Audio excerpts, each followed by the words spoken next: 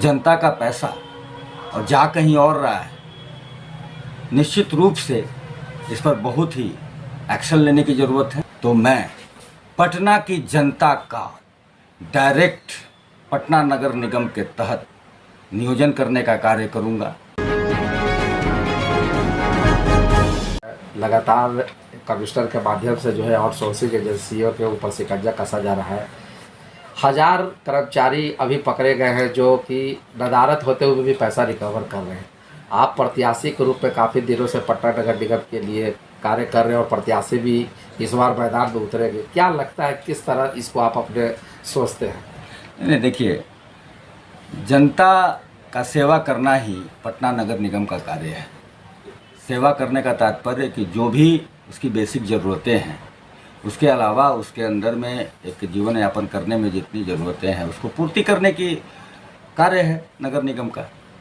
अगर उसमें किसी तरह का गड़बड़ी आती है तो इसका मतलब कि आप वो जो सेवा कार्य आप करते हैं तो जनता से टैक्स वसूला जाता है, उसके आधार पर ही करते हैं, वही फंडिंग है। उसके अलावा भी कई सारे और सोर्सेज हैं अमाउंट के, लेकिन जनता का पैसा बर्बाद होता है अगर इस तरह का कोई कार्य होता है।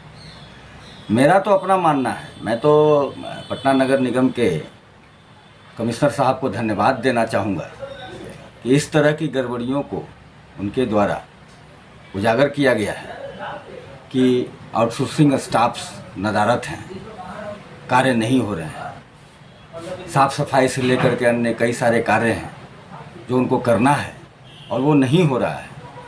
जनता का पैसा और जा कहीं और रहा है, निश्चित रूप से इस पर बहुत ही एक्शन लेने की ज़रूरत है। इस तरह का कार्य आगे तो बिल्कुल भी ना हो, और निश्चित रूप से ये एक बहुत बड़ा रास्ता भी है जिसके माध्यम से हम लोग पटना के नौजवानों को रोज़गार देने का भी कार्य कर सकते हैं। निश्चित रूप से जनमानस का प्यार से ही मैं पटना नगर निगम के मेयर के रूप में खड़ा होने वाला हूँ। जब ये दायित्व पटना के जनमानस मुझे देगी, मेयर की कुर्सी पर बैठाएगी, तो मैं पटना की जनता का डायरेक्ट पटना नगर निगम के तहत नियोजन करने का कार्य करूँगा और उस पर निश्चित रूप से वे सभी लोग कार्य का अंजाम अच्छे ढंग से करेंगे। जी, मेयर प्रत्याशी के रूप में आप खड़े हुए हैं। बहुत ऐसा मैनिफेस्टो में, जो चुनावी मैनिफेस्टो में जो आपका जो काम का जिक्र किया गया है, वो अब पटना नगर निगम उसे सीरियस के रूप में ले रही है। तो कहीं ना कहीं लगता नहीं है ये सकारात्मक सोच जो है आपके द्वारा पहल की गई?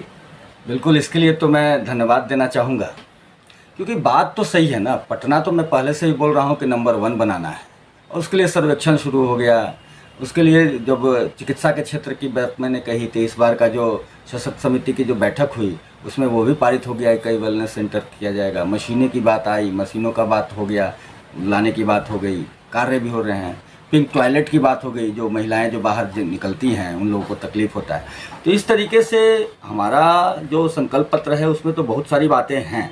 उसमें से अगर 4-5 बातों पर अगर नगर निगम ने अभी संज्ञान लिया है तो इससे मुझे बहुत प्रसन्नता है। निश्चित रूप से ये ट्रेलर है, और मैं बधाई भी देना चाहूँगा फिर कमिश्नर साहब को कि उनके द्वारा, हमारे द्वारा जो संकल्प लिया गया है और बताया जा रहा है आप सभी के माध्यम से, उस पर अनुकरण हुआ है और उन्होंने उस पर संज्ञान लेते हुए उस कार्यक्रम को बढ़ाने का कार्य किया है। निश्चित रूप से स्वागत योग्य है।